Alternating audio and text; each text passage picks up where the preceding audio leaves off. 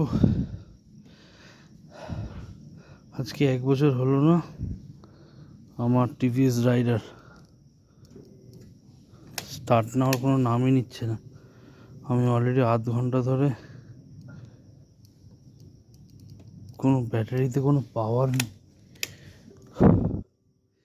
আধ ঘন্টা ধরে ঠেলছি, স্টার্ট দেওয়ার ট্রাই করছি, কোনো সাড়া নেই।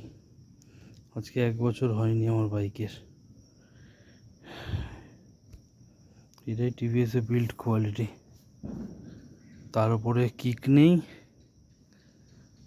অশান্তির ভোগান্তি। 1 বছর হয়নি। গাড়ির নাম্বার এই WB06Z1259। লাইট জ্বলছে, গাড়ি অন করছি,